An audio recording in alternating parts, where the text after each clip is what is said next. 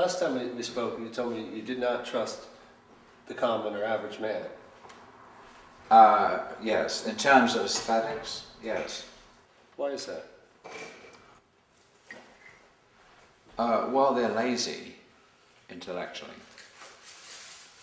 There's a lot to be said for the circumstance of the so-called working man, which is working. And leisure is what's needed for an aesthetic sensibility to evolve. You know, it's very hard to do that if you're digging in a mine. Right. I knew Salvador Dali pretty well, and he was another champion of my work. And I was very involved in a kind of a social conscience sort of thing, you know, and he said to me one day, he said, "You want to help the poor?" I said, "Yes." He said, "Don't be one." That could be taken two different ways. Which way is that? Don't worry about them, and you know. Yes. Oh, well, there was an arrogance in it. Right. Yeah. You know, I mean, I have tremendous problems, and I identify with the trust of common man. I don't believe there's any personal accountability.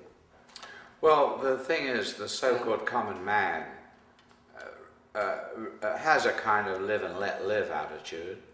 Right. Whereas the middle class are the ones who are dangerous, you know, pretentious, and they get involved with the arts, you know. The man is very successful, self-made, and his wife has figured out already that that's not enough. You have to be cultured. Mm-hmm. You have to have paintings. You have to buy paintings. You have to go to the opera. You have to go to plays. You don't know a fuck what they mean or what any of them are about, so you read the critics and they tell you what it's about. Mm-hmm. I had spent some time with George Soros. He does a tremendous amount of good work in the world. Oh yeah. And he's done it since, you know, his job now every day is going to his philanthropy. You can see he doesn't have anything to do with his. And at this dinner, it was just a very few people there. He actually said that he had no belief that civilization will be able to survive. And I thought it was funny coming from a guy who's doing all of this work, and work that implies for the future, mm-hmm. should have the bottom line, no faith in the survival. Right.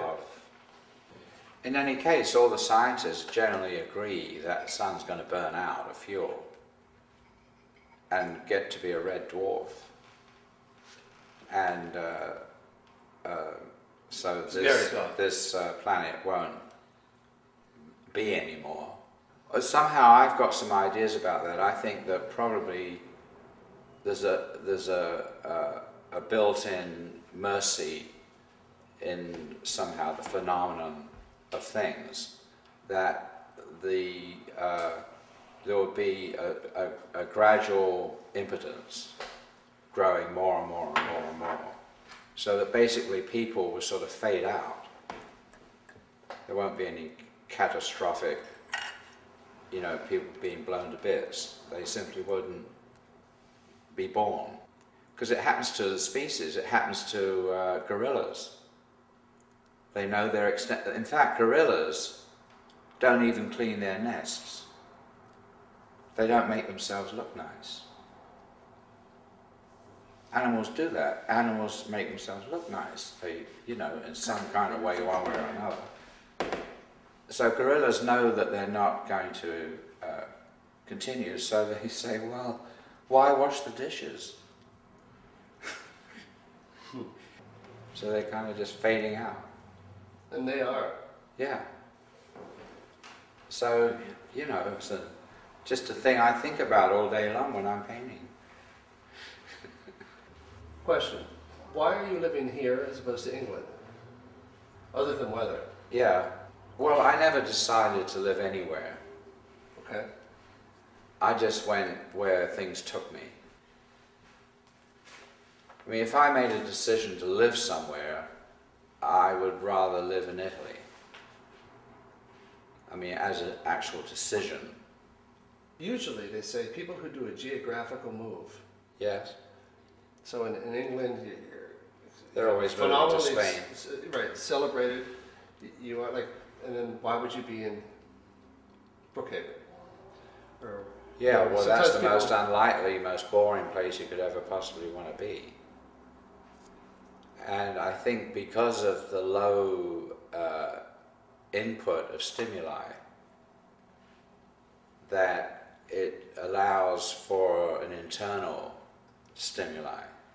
Because, you know, you live in Manhattan, you can be stimulated to death. Tell me about it. All day long, you know, one way or another. And there's a sort of exhaustion of some kind, you know, especially if you're a social kind of person that I am, you know.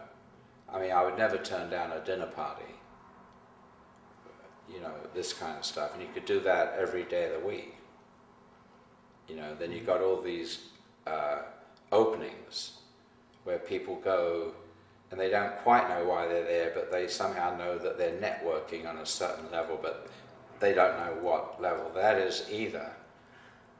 Basically to be seen and be seen, to see people and then you start seeing the same people and they start seeing you at every event, and then there's a kind of a jaded quality of no conversation or exchange. Right. Because what you've said, you've already said at least 10 years ago.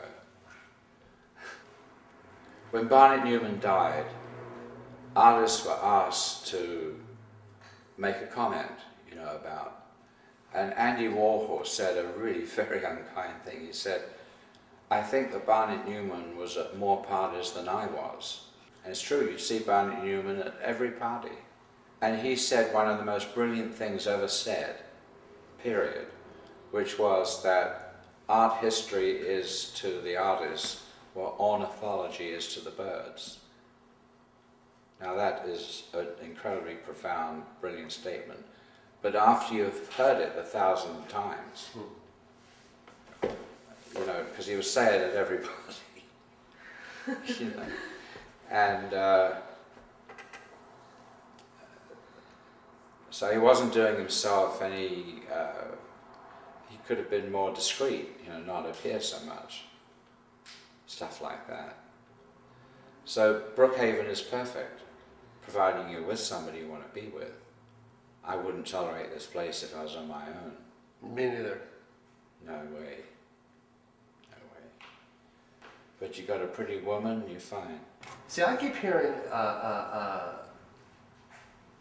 that you don't like bullshit and mincing words and you know, T.S. Well, Eliot. who does? I mean, nobody. A lot of people at these dinner parties, right? In the rooms, coming Well, that's down, true. chatting. You're not supposed to say right? anything serious.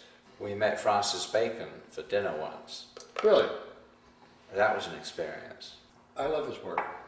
Yeah, he's one of the greats.